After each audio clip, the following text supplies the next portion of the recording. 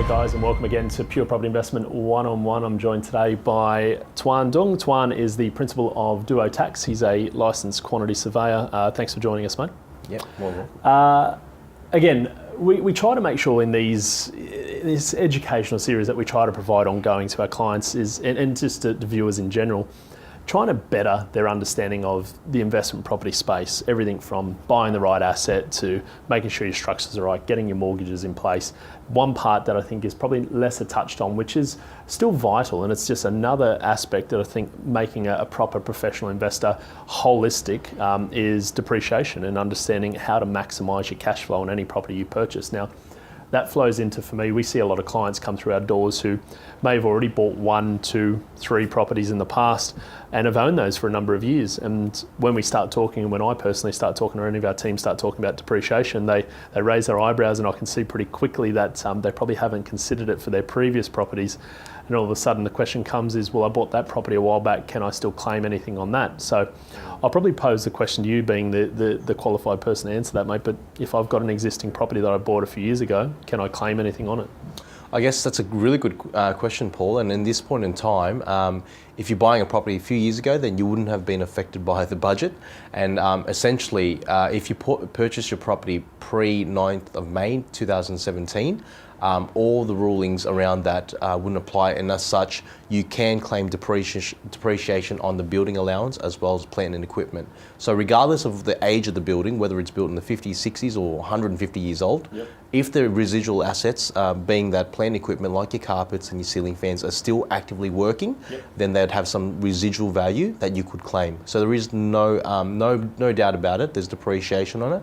On the other point is that buildings that are something that you've owned for quite a few years, the ATO does understand that people can miss these things in their tax deductions and tax returns.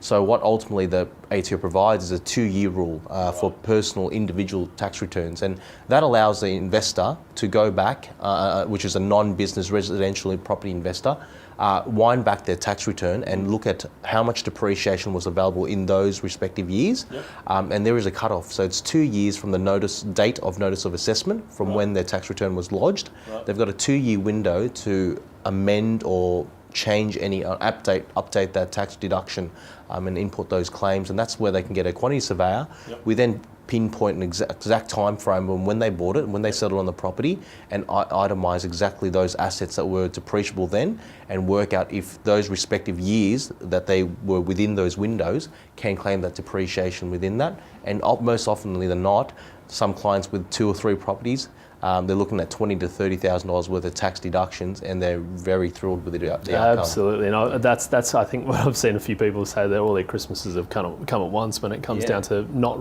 necessarily realising and going back 2 years, and especially if you've got multiple properties and you haven't claimed anything on any of them. And then even more importantly now, pre-May 9th 2017, where you effectively got to claim plant and equipment as well as capital works on every property irrespective of age.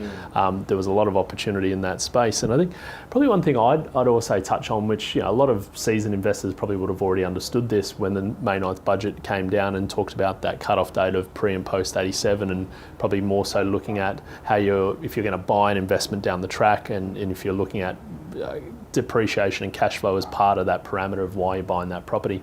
I think the flow on of that now, from what I see, is probably a bit of a surrogate, which may not have been considered too much, is the fact that if, for me, for example, own multiple properties that are already bought pre-2017 May 9th, I'm probably going to be a little bit reluctant to sell, because I've got this cash cow that's going to be providing me with some deductions. I've still made capital gains on them, great, but I've also now potentially not going to be selling these assets, and I'm probably potentially a word to our politicians, the fact that this may be a spin-off that was maybe not necessarily intended or understood, but it may actually put a bit of a golden handcuff situation to say that if I sell that asset, I also sell all of the tax deductions that go with that asset. So rather than me freeing up properties to go onto the open market, I'm probably going to hold on to them longer now as well, unfortunately, which it's tough. I mean, you sort of ask, well, how do you make these policies to make? I mean, we're not here to debate policy, but you kind of every cloud has a silver lining. And I guess probably more importantly for this segment, really talking to any investors who have an existing property bought pre May 9th, 2017 and haven't yet claimed any depreciation on that, Definitely wise idea. yeah, pick up the phone, dial the number of a quantity surveyor, Twan's details at the bottom of the screen, or anyone you can talk to. Make sure you touch base with your accountant as well to make sure that everyone's understanding. And if they haven't actually advised you to get a depreciation schedule, I'd be giving them a kick in the butt as well to say, I probably should have got that information a little bit earlier, because ultimately, hopefully, they're going to be giving you the rev up you need to maximise that extra aspect of your investment property down the track. So again, you can contact Twan as per his details at the bottom of the screen. You can contact us for any property related questions as well, guys, and we're happy to chat, and we'll no doubt catch up with you very soon. Cheers.